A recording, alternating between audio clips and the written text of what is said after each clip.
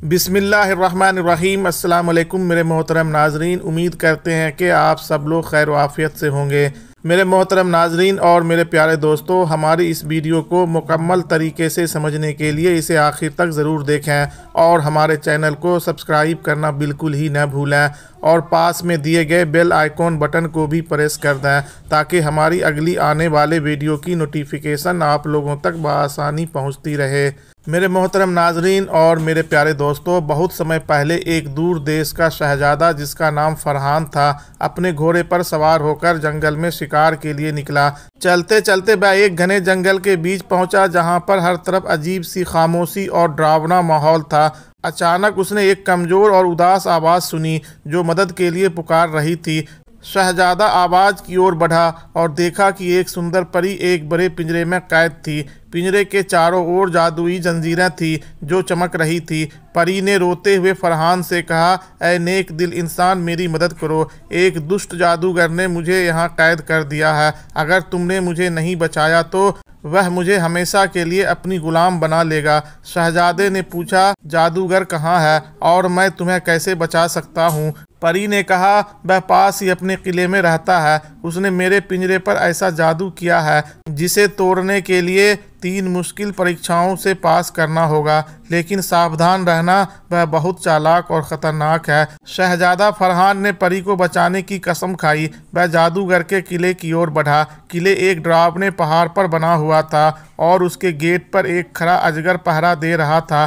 फरहान ने अपनी तलवार निकाली और बड़े साहस के साथ अजगर से मुकाबला किया। लंबी लड़ाई के बाद उसने अजगर को हरा दिया और किले के अंदर दाखिल हो गया। किले में प्रवेश करते ही जादूगर ने फरहान को देखा और मुस्कुराते हुए कहा, तुम उसे बचाना चाहते हो तो पहले मेरी 3 परीक्षाओं को पास करो। अगर सफल नहीं रहे तो तुम्हारी जान भी नहीं बचेगी। पहली परीक्षा थी आग की नदी पार करना। फरहान ने अपनी सूझबूझ से एक बड़ा पेड़ काटा और उसे नदी पर डाला। पुल बनाया। इस तरह उसने आग की नदी को पार कर लिया। दूसरी परीक्षा थी एक पहेली का जवाब देना। जादूगर ने पूछा, ऐसा कौन सा जीव है जो सुबह 4 पैर पर चलता है, दोपहर में 2 पैर पर और शाम को 3 पैर पर? फरहान ने तुरंत जवाब दिया, इंसान बचपन में वह रेंगता है, जवानी में 2 पैरों पर चलता है और बुढ़ापे में छड़ी का सहारा लेता है। तीसरी और आखिरी परीक्षा थी जादुई तलवार खोजना जो परी की जंजीरों को काट सके। फरहान ने अपनी बहादुरी और सूझबूझ से तलवार को ढूंढा जो एक गहरी गुफा में छिपी हुई थी। जब जादूगर ने देखा कि फरहान ने सारी परीक्षाएं पास कर ली हैं तो वह गुस्से से आग बबूला हो गया। उसने फरहान पर हमला किया, लेकिन फरहान ने अपनी तलवार से उसे हराकर ख़त्म कर दिया। फरहान वापस परी के पास लौटा और जादुई तलवार से उसकी जंजीरें काट दी। परी आज़ाद होकर खुश हो गई और उसने फरहान का शुक्रिया अदा किया। परी ने कहा, न तुमने सिर्फ मेरी जान बचाई बल्कि अपनी बहादुरी और नेक दिली से साबित किया कि सच्चे दिल वाले इंसान हर मुश्किल को पार कर सकता है। परी को आज़ाद करने के बाद शहजादा फरहान ने सोचा कि अब वह अपने राज लौट जाएगा, लेकिन परी ने उसे रोका और कहा, फरहान, तुम्हारी बहादुरी और नेक दिली ने मुझे जादूगर से आज़ाद तो कर दिया, लेकिन उसका जादू अभी तक ख़त्म नहीं हुआ है। उसने अपने किले के आसपास एक ऐसा श्राप छोड़ा है जो तब तक रहेगा जब तक उसकी जादुई अंगूठी नष्ट नहीं कर दी जाती। वह अंगूठी खतरनाक घाटी में छिपी हुई है जिसे शैतानी घाटी कहते हैं। अगर वह अंगूठी नष्ट नहीं हुई तो उसका श्राप पूरे राज पर छा जाएगा। फरहान ने बिना किसी झिझक के इस नई चुनौती को स्वीकार कर लिया। परी ने कहा, मैं तुम्हारे साथ चलूंगी। मेरे पास ऐसी शक्तियां हैं जो इस सफ़र में तुम्हारी मदद कर सकती है। फरहान और परी दोनों शैतानी घाटी की ओर बढ़ने लगे। रास्ते में उन्हें अजीब बाधाओं का सामना करना पड़ा। सबसे पहले उन्होंने एक विशाल पत्थरों के जंगल से गुजरना पड़ा। वहां पत्थर अचानक गिरने लगते थे, लेकिन परी ने अपने जादू से एक सुरक्षा कवच तैयार किया जिससे वे सुरक्षित निकल गए। आगे उन्हें एक ऐसी नदी मिली जिसमें पानी नहीं बल्कि गर्म लावा बह रहा था। फरहान को नदी पार करने का कोई तरीका समझ नहीं आ रहा था। तभी परी ने अपनी शक्ति से हवा में एक पुल बनाया जिससे वे दूसरी तरफ पहुंच गए। जब वे घाटी में पहुंचे तो वहां उन्हें एक विशाल राक्षस मिला जिसकी आंखों से आग निकल रही थी। वह अंगूठी का रक्षक था और किसी को भी उसके पास जाने नहीं देता था। राक्षस ने गरज कर कहा, ना जो कोई भी इस अंगूठी को लेने आएगा उसे अपनी जान गंवानी पड़ेगी। फरहान ने अपने साहस के साथ राक्षस का सामना किया। तलवार लेकर वह राक्षस पर टूट पड़ा। लड़ाई बहुत कठिन थी क्योंकि राक्षस बार बार खुद को अदृश्य कर लेता था। तभी परी ने अपने जादू से एक ऐसा मंत्र पढ़ा जिससे राक्षस कुछ देर के लिए स्थिर हो गया। इस मौके का फायदा उठाते हुए फरहान ने अपनी तलवार से राक्षस को हरा दिया। राक्षस के हारने के बाद फरहान और परी ने अंगूठी ढूंढ ली। परी ने फरहान से कहा, ना इस अंगूठी को नष्ट करना आसान नहीं है, इसे जादू की आग में जलाना होगा जो केवल नूर की गुफा में मिलती है। वे दोनों नूर की गुफा की ओर चल पड़े। रास्ते में उन्हें और भी कठिनाइयों का सामना करना पड़ा, लेकिन उनकी बहादुरी और सहयोग से वे गुफा तक पहुंच गए। गुफा के अंदर एक चमकती हुई जादुई आग जल रही थी। फरहान ने अंगूठी को आग में फेंक दिया। जैसे ही अंगूठी नष्ट हुई, घाटी के श्राप का प्रभाव खत्म हो गया। अंगूठी नष्ट होने के बाद परी ने फरहान से कहा, ना तुमने आज सिर्फ मुझे ही नहीं बल्कि पूरे राज को जादूगर और उसके श्राप से मुक्त कर दिया है। यह तुम्हारी नेक दिली और हिम्मत का नतीजा है। मैं तुम्हें एक वरदान देना चाहती हूँ। जब भी तुम किसी मुसीबत में होगे, मेरा नाम लेना, मैं तुरंत तुम्हारी मदद करूँगी। फरहान ने परी का शुक्रिया अदा किया और अपने राज लौट गया। उसकी यह कहानी पूरे राज में फैल गई और लोग उसकी बहादुरी और नेक दिली की मिसाल देने लगे। फरहान जब परी को अलविदा कहकर अपने राज लौटा तो उसने महसूस किया कि कुछ अजीब घटित हो रहा है। राज के लोग डरे सहमे थे, बाजार सूने पड़े थे और हर तरफ एक भयावह खामोशी छाई हुई थी। फरहान ने अपने वजीर से पूछा, यह सब क्या हो रहा है? राज्य में ऐसा सन्नाटा क्यों है? वजीर ने कहा, जहां पना जब आप जंगल में गए थे उसी दौरान एक अजीब घटना हुई। जादूगर के श्राप की वजह से हमारे राज्य के कुओं का पानी सूखने लगा है। खेत सूख गए हैं और फसलें उगना बंद हो गई है। लोग भूख और प्यास से मर रहे हैं। फरहान को तुरंत परी की बात याद आई। उसने परी का नाम लेकर पुकारा, परी अगर तुम मेरी आवाज़ सुन सकती हो तो मेरी मदद करो। अचानक एक सुनहरी रोशनी के साथ परी प्रकट हुई। उसने कहा, फरहान, जादूगर की मौत और अंगूठी के नाश के बाद भी उसका श्राप पूरी तरह खत्म नहीं हुआ। उसके श्राप का एक हिस्सा अब भी जादू की काली मीनार में छिपा हुआ है। अगर वह नष्ट नहीं हुआ तो राज की यह हालत और भी खराब हो जाएगी। फरहान ने तुरंत मीनार को नष्ट करने का इरादा किया। परी ने कहा, यह काम बहुत मुश्किल होगा। मीनार पर जादूगर ने अपनी आत्मा का एक हिस्सा छिपा रखा है जो उसे अमर बनाता है। उसे खत्म करने के लिए तुम्हें एक खास जादुई पत्थर की जरूरत होगी जिसे सूरज का दिल कहा जाता है। यह पत्थर काले सागर की गहराइयों में छिपा हुआ है। फरहान ने अपनी सेना से कहा कि वह इस काम के लिए अकेला जाएगा क्योंकि यह उसकी जिम्मेदारी है। परी ने उसे एक जादुई नक्शा दिया जो काले सागर का रास्ता दिखा सकता था। फरहान ने कई दिनों की कठिन यात्रा के बाद काले सागर तक पहुंचने में सफलता पाई। सागर के किनारे पर उसे एक बूढ़ा मछुआरा मिला। मछुआरे ने कहा, काले सागर में सूरज का दिल ढूंढना आसान नहीं है। सागर के भीतर खतरनाक जल राक्षस रहते हैं। अगर तुम सफ़र पर जाना चाहते हो तो मेरी नाव ले जाओ, लेकिन याद रखना तुम्हारी बहादुरी के साथ साथ तुम्हारे इरादे भी नेक होने चाहिए। फरहान नाव लेकर सागर में उतरा। जैसे ही वह गहराइयों में पहुंचा, एक बड़ा जल राक्षस प्रकट हुआ। वह राक्षस फरहान के नाव को पलटने की कोशिश करने लगा। फरहान ने अपनी तलवार निकाली, लेकिन तलवार पानी के भीतर बेकार थी। तभी परी की आवाज़ उसके दिल में गूंजने लगी, फरहान, राक्षस को मारने की ज़रूरत नहीं, उसे अपने नेक इरादे दिखाओ। फरहान ने अपनी तलवार फेंक दी और राक्षस से कहा, मैं यहाँ किसी को नुकसान पहुँचाने नहीं बल्कि अपने लोगों को बचाने आया हूँ। अगर तुम्हें मेरी सच्चाई पर यकीन है तो मुझे रास्ता दे दो। राक्षस ने फरहान की बात सुनकर रास्ता दे दिया। सागर की गहराइयों में फरहान ने सूरज का दिल देखा जो एक चमचमाते पत्थर के रूप में सागर की तलहटी में रखा था। उसने पत्थर को उठाया और नाव में वापस आ गया। जैसे ही वह किनारे पर पहुंचा, परी फिर प्रकट हुई और बोली, अब इस पत्थर की मदद से जादू की मीनार को नष्ट करो। फरहान और परी काली मीनार तक पहुंचे। मीनार के चारों ओर अंधेरा था और अजीब अजीब आवाज़ें आ रही थी। परी ने फरहान को सूरज का दिल दिया और कहा, इस पत्थर को मीनार की सबसे ऊपरी मंजिल पर रख दो, इससे मीनार खुद ही नष्ट हो जाएगी। फरहान ने मीनार के भीतर प्रवेश किया। रास्ते में कई जादुई बाधाओं का सामना करना पड़ा, लेकिन उसकी हिम्मत और परी की मदद से वह मीनार की सबसे ऊपरी मंजिल तक पहुंचा। उसने सूरज का दिल वहां रखा और देखते ही देखते मीनार कांपने लगी। तेज धमाके के साथ मीनार नष्ट हो गई। जादू की मीनार के नष्ट होते ही राज पर छाया हुआ श्राप खत्म हो गया। कुओं का पानी वापस आ गया, खेत हरे भरे हो गए और लोग खुशी से झूम उठे। फरहान राज लौट आया, जहां उसे शूरवीर बादशाह का खिताब दिया गया। परी ने आखिरी बार प्रकट होकर कहा, फरहान, तुमने अपनी बहादुरी, नेक दिली और लोगों की भलाई के लिए जो किया वह हमेशा याद रखा जाएगा। अब मेरी ज़रूरत ख़त्म हो गई है, लेकिन याद रखना, जब भी तुम्हें मेरी ज़रूरत पड़ेगी मैं हमेशा तुम्हारे साथ रहूँगी।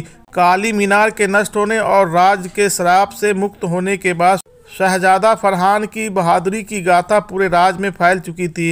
लोग उसे केवल एक राजा ही नहीं बल्कि एक रक्षक और मसीहा के रूप में देखने लगे। लेकिन फरहान को इस बात का एहसास था कि परी का जादुई संसार अभी पूरी तरह शांत नहीं हुआ था। एक दिन फरहान अपने महल में बैठा था जब अचानक आसमान में अजीब सी गड़गड़ाहट हुई। पूरी धरती हिलने लगी और महल के ऊपर एक काले बादल का घेरा बन गया। उसी पल परी प्रकट हुई और घबराकर बोली, फरहान, यह जादूगर की आखिरी चाल है। उसने अपनी आत्मा का एक और हिस्सा चिराग आबदी में छुपा रखा है, जो एक रहस्यमय गुफा में सुरक्षित है। जब तक उस चिराग को नष्ट नहीं किया जाता, उसकी काली शक्तियां वापस आ सकती है। परी ने फरहान को बताया कि चिराग आबदी एक रहस्यमयी और खतरनाक गुफा में छिपा हुआ है, जिसे काल रात्रि की गुफा कहा जाता है। यह गुफा दुनिया की सबसे खतरनाक जगहों में से एक है, जहां हर कदम पर मौत का खतरा है। फरहान ने बिना वक्त गंवाए इस नई चुनौती को स्वीकार कर लिया। उसने अपनी तलवार, ढाल और परी द्वारा दिया गया जादुई नक्शा लिया और गुफा की ओर निकल पड़ा। परी ने कहा, इस बार और तुम्हें अधिक सावधान रहना होगा। यह गुफा तुम्हारी सहन शक्ति और साहस की असली परीक्षा लेगी। फरहान ने कई दिन और रातों की यात्रा के बाद काल रात्रि की गुफा तक पहुंचा। गुफा के मुहाने पर अजीब सी सन्नाटे वाली आवाज़ें थी जो डर का एहसास कराती थी। जैसे ही वह गुफा के अंदर दाखिल हुआ, वहां की दीवारें चमकने लगी और अजीब अजीब आकृतियां बन गई। गुफा के पहले हिस्से में उसे एक दैत्य का नाग मिला जो गुफा की रक्षा कर रहा था। नाग ने फरहान को रोका और कहा, यहाँ से आगे बढ़ने के लिए तुम्हें मेरी पहेली का सही उत्तर देना होगा। अगर गलत जवाब दिया तो तुम्हारी मौत तय है। नाग ने पूछा, ऐसा कौन सा खजाना है जो जितना बांटेंगे उतना बढ़ता जाएगा? फरहान ने थोड़ा सोचा और जवाब दिया, यह ज्ञान है। ज्ञान जितना बांटा जाता है उतना ही बढ़ता है। नाग ने मुस्कुराते हुए कहा, तुम्हारा उत्तर सही है, तुम आगे जा सकते हो। गुफा के अगले हिस्से में फरहान का सामना एक विशाल जादुई राक्षस से हुआ। यह राक्षस आग उगलता था और हवा में उड़ सकता था। फरहान ने अपनी तलवार से उसका सामना किया, लेकिन राक्षस बेहद शक्तिशाली था। तभी परी प्रकट हुई और फरहान को कहा, इस राक्षस को बल से नहीं बल्कि अपनी बुद्धिमानी से हराओ। राक्षस फरहान की बातों से प्रभावित हुआ और उसने उसे गुफा के आखिरी हिस्से में जाने दिया। गुफा के सबसे गहरे हिस्से में फरहान को चिराग आबदी मिला। यह चिराग एक विशाल पत्थर के ऊपर रखा था और उसके चारों ओर जादुई आग का घेरा था। परी ने फरहान को बताया, इस चिराग को नष्ट करने के लिए तुम्हें अपनी सबसे बड़ी कमजोरी का सामना करना होगा। फरहान ने चिराग को उठाते ही कोशिश की, तभी उसे अपने पिता की याद आई। उसके पिता ने हमेशा कहा था कि वह केवल एक बहादुर योद्धा है, लेकिन एक सच्चा राजा नहीं बन सकता। फरहान ने अपनी कमजोरी को स्वीकार किया और कहा, मैं सिर्फ एक योद्धा नहीं बल्कि एक सच्चा राजा बनूंगा जो अपने लोगों के लिए हर बलिदान देने को तैयार है। यह कहते ही जादुई आग बुझ गई और चिराग आबदी टूटकर नष्ट हो गया। चिराग के नष्ट होते ही जादूगर की सभी बची हुई शक्तियां भी खत्म हो गई। उसके श्राप का आखिरी असर भी मिट गया और परी ने फरहान को कहा, तुमने आज न केवल अपना राज बल्कि पूरे संसार को जादूगर की बुरी शक्तियों से मुक्त करा दिया। अब तुम्हारा नाम हमेशा एक बहादुर और न्यायप्रिय राजा के रूप में याद रखा जाएगा। फरहान अपने राज लौट आया, जहां लोग उसका स्वागत करने के लिए खड़े थे। उसकी बहादुरी और संघर्ष की कहानियां हर घर में सुनाई जाती थी। राज्य में हमेशा के लिए शक्ति और खुशहाली छा गई। जादूगर की शक्तियों का अंत होने के बाद भी शहजादा फरहान को अजीब सा एहसास हो रहा था। ऐसा लग रहा था कि कहानी अभी पूरी नहीं हुई है। परी ने भी चिंतित होकर कहा, फरहान, मैं तुम्हें कुछ छुपाकर अब तक बता नहीं पाई थी। जादूगर ने अपनी सबसे गहरी चाल को अपनी मृत्यु के बाद भी जिंदा रखा है। वह चाल मजीद एशिया नामक काले जादू के ग्रंथ में छिपी है। अगर यह ग्रंथ किसी गलत हाथों में गया तो फिर से विनाश हो सकता है। हमें इसे हमेशा के लिए नष्ट करना होगा। परी ने फरहान को बताया कि मजद सियाह को जादूगर ने एक जादुई द्वीप पर छिपा रखा था। वह द्वीप नस्बे अंधकार के नाम से जाना जाता था, जहां कोई सामान्य इंसान नहीं पहुंच सकता था। परी ने अपनी शक्ति से फरहान को यह रास्ता दिखा दिया, लेकिन यह सफ़र बहुत कठिन था। शहजादे ने तुरंत अपनी तैयारियां शुरू कर दी। वह एक छोटे लेकिन मजबूत जहाज पर सवार होकर उसी द्वीप की ओर रवाना हुआ। रास्ते में समुद्र में भयंकर तूफान आया। जहाज लहरों से टकराता रहा, लेकिन फरहान की हिम्मत और उसकी नीयत ने उसे आगे बढ़ाया। द्वीप पर पहुंचते ही चारों ओर अजीब सन्नाटा था। हर चीज पर एक गहरा अंधेरा छाया हुआ था। परी ने फरहान को बताया, यहाँ अंधकार केवल बाहरी नहीं बल्कि भीतरी है। यह जगह इंसान के मन में छिपे डर और लालच को उभारती है। तुम्हें अपने मन की कमजोरी पर काबू पाना होगा। जैसे ही फरहान द्वीप के अंदर पहुंचा, उसे एक विशाल वृक्ष दिखाई दिया। वृक्ष के नीचे मजीद स्याह रखा हुआ था, लेकिन जैसे ही वह उसे लेने के लिए आगे बढ़ा, एक भयानक आवाज गूंजी, अगर तुमने इस ग्रंथ को छुआ तो तुम्हें अपने सबसे बड़े डर का सामना करना होगा। वहां अचानक चारों ओर धुंध छा गई और फरहान को अपना सबसे बड़ा डर दिखाई दिया। उसके पिता की मृत्यु उसे एक बार फिर से अपने बचपन के उन पलों का सामना करना पड़ा जब उसके पिता ने युद्ध में अपनी जान गंवाई थी। फरहान ने गहरी सांस ली और अपने दिल को संभालते हुए कहा, मैं अपने अतीत के डर को अब और अपनी कमजोरी नहीं बनने दूंगा। मैंने अपने पिता की कुर्बानी से सीखा है कि सच्चा योद्धा वही है जो अपने डर से ऊपर उठे। यह कहते ही धुंध छट गई और फरहान ने ग्रंथ को उठा लिया। परी ने फरहान को बताया कि यह ग्रंथ को नष्ट करने के लिए उसे नूर हकीकत की शक्ति की ज़रूरत होगी। यह शक्ति केवल सच्चे दिल और पवित्र आत्मा वाले इंसान के पास होती है।